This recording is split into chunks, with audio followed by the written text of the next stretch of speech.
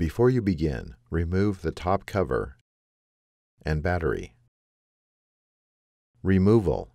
Important. Make careful note of the routing of the speaker cable for later replacement.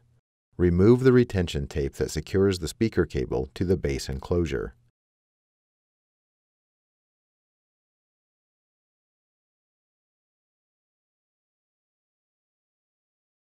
Disconnect the speaker cable from its connector on the system board. Remove the speaker cable from the adhesive and routing channel on the base enclosure.